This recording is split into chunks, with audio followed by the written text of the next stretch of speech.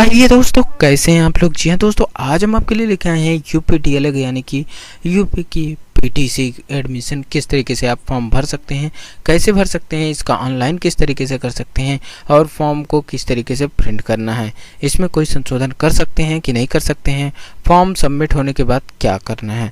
तो दोस्तों आइए आगे बढ़ते हैं। सबसे पहले हम जान लेते हैं इसके कुछ इम्पोर्टेंट जो है वो फीस के बारे में। तो यहाँ पे सामान्य और पिछड़ा वर्ग यानी कि जनरल और ओबीसी के लिए 600 रुपये फीस रखी गई है। एससी एसटी के लिए 400 रुपये फीस रखी गई है। विकलांग श्रेणी के लिए 100 रुपये फीस रखी गई है। यहाँ पे बताया गया है कि अभ्यर्थी द्वारा आवेदन शुल्क भुगतान किए जाने एवं आवेदन प्रक्रिया पूर्ण किए जाने के उपरांत किसी भी स्थिति में जमा किया गया आवेदन शुल्क वापस नहीं किया जाएगा। तो आप लोग ध्यान दें क्योंकि हम आगे बात करेंगे। तो सबसे पहले हम आते हैं इसकी मेन वेबसाइट पर। तो यहाँ पे आपको मेन वेबसाइट इस तरीके से मिलेगी।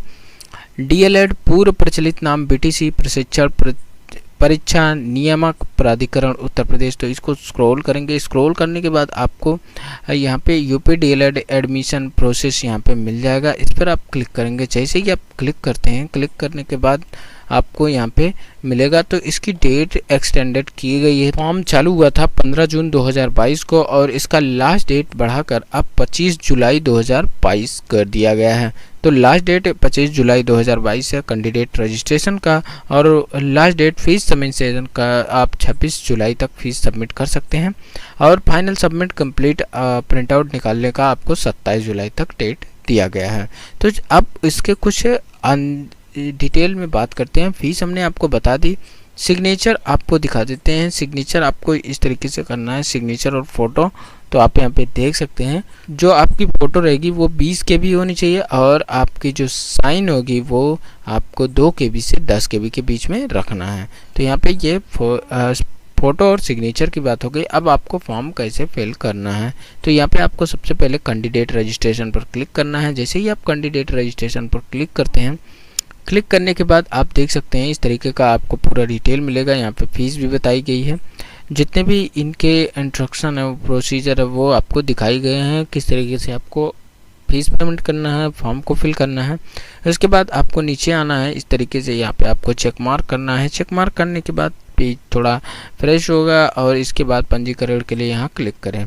जैसे ही आप क्लिक करते हैं, क्लिक करने के बाद आपको एक रजिस्ट्रेशन पेज मिलेगा। यहाँ पे आपको करना क्या है, सबसे पहले candidate name, father name, mother name और यहाँ पे आपका डेट ऑफ बर्थ जो फिल करना है।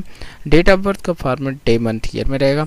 यहाँ पे एक बात ध्यान देंगे, तो जो भी डिटेल भरेंगे वो high school certificate, high school के अकॉर्डिंग ही भरेंगे। हाई स्कूल के हिसाब से ही इस फॉर्म को फिल करेंगे, कोई भी गलती नहीं करेंगे क्योंकि इस फॉर्म में कोई भी चेंजेस नहीं किए जा सकते हैं। फाइनल सबमिट होने के बाद आप फॉर्म को संशोधन नहीं कर सकते हैं। जो हमने अभी कुछ शुरू में बताया था, इस फॉर्म में संशोधन नहीं हो सकता है। यहाँ पे कैटेगरी अनरिजर्व जो भी आपका है वो आप सेलेक्ट कर लेंगे। तो अगर आप जनरल में हैं तो अनरिजर्व सेलेक्ट करेंगे। अदर ओबीसी में आते हैं तो अदर बैकवर्ड क्लास, और एससी में आते हैं शेड्यूल कास्ट, और एसटी में आते हैं शेड्यूल ट्राइब में सेलेक्ट करेंगे। और इकोनॉमी वीकर यानी कि 10% आरक्षण के साथ हैं तो आप यहाँ पे इकोनॉमी के वीकर ईडब्ल्यूएस वाले यहाँ पे सेलेक्ट करेंगे।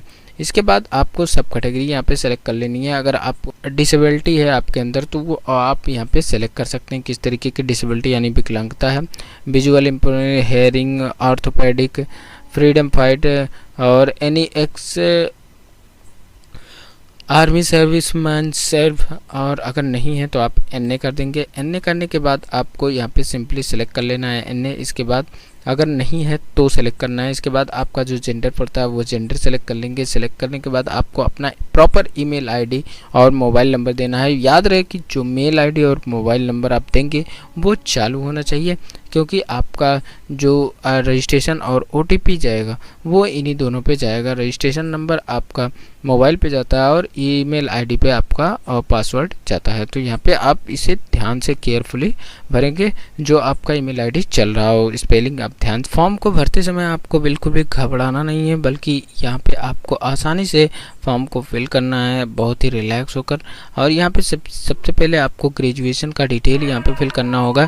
ग्रेजुएशन जिस भी बोर्ड से आपने किया वो बोर्ड आप यहाँ पे सिलेक्ट करेंगे, यूनिवर्सिटी का नाम जो भी आपकी यूनिवर्सिटी पढ़ती है। अगर आपकी यूनिवर्सिटी इसमें नहीं है तो आप अदर यूनिवर्सिटी कर सकते हैं। इसके बाद कॉलेज, जिस कॉलेज से आपने पढ़ा है वो कॉलेज नेम। और काफ़ी लोगों को दिक्कत आती है कि अगर वो ओपन से किए होते हैं तो उनके लिए दिक्कत है कि कॉलेज नेम नहीं होता है। तो वहाँ पे आपको करना क्या है कि आपको यूनिवर्सिटी का नाम ही फिल कर देना है। इसके बाद पासिंग ईयर आपको यहाँ पे फिल करना है। पासिंग ईयर के बाद आपको रोल नंबर फिल कर देना है। ये अगर कई जगहों पे रोल नंबर नहीं होता है, एनरोलमेंट नंबर होता है, उसे फिल कर देंगे। इसके बाद आपको सिंपली मार्कशीट नंबर फिल कर देना है, टोटल मार्क फिल करना है, ऑब्जेक्टिव मार्क फिल करना है जितना आपने पाया हुआ है। उसके बाद आपको सिंपली कैप्चा फिल कर देना है। कैप्चा फिल करने के बाद आपको नेक्स्ट पर क्लिक करना है। जैसे ही आप नेक्स्ट पर क्लिक करते हैं तो आपको एक प्रीव्यू दिखाया जाएगा। प्रीव्यू के बाद आप उसमें एक बार फिर से केयरफुली चेक कर लें। चेक करने के बाद सबमिट कर दें। तो यहाँ पे हम आपको बताएंगे कि यहाँ पे ग्रेजुएशन कंप्लीट नहीं किया है या फाइनल ईयर में आप एयरिंग में हैं तो आप फॉर्म नहीं भर सकते हैं, यहाँ पे ये दिया गया है। तो हम फिर से यहाँ पे आते हैं, क्योंकि आप रजिस्ट्रेशन कर लेंगे। रजिस्ट्रेशन करने आपको फिर से UPDLED एडमिशन प्रोसेस पर क्लिक करना है। तो यहाँ पे और यहाँ पे आपको कैंडिडेट रजिस्ट्रेशन पर क्लिक करना है। कैंडिडेट रजिस्ट्रेशन पर क्लिक करने के बाद आपको फिर से इस तरीके का आएगा। तो यहाँ पे आपको सिंपली अपना पेमेंट करने के लिए आपको लॉगिन करना होगा। जो आपको रजिस्ट्रेशन नंबर और पासवर्ड मिला है उसके थ्रू आप यहाँ पे लॉगिन करके पेमेंट कर देंगे। तो यहाँ पे हम क्लिक करके आपको दिखा देते हैं। तो यहाँ पे आप देख सकते हैं इस तरीके से आपको रजिस्ट्रेशन नंबर यहाँ पे फिल करना है, अपना डेट ऑफ बर्थ फिल करना है, कैप्चा डालना है और लॉगिन कर लेना है।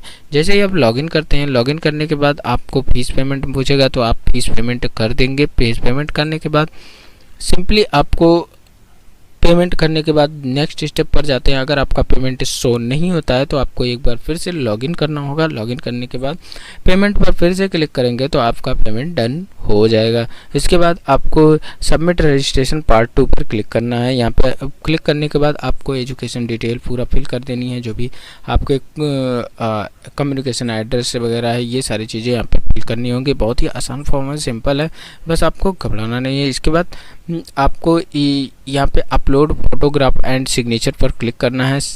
ये पार्ट कंप्लीट होने के बाद आप फिर से यहाँ पे आएंगे और यहाँ पे कंप्लीट करेंगे। कंप्लीट करने के बाद आपको प्रिंट फाइनल एप्लीकेशन फॉर्म को यहाँ से क्लिक करके लॉगिन करना है। लॉगिन करके प्रिंट कर लेना है।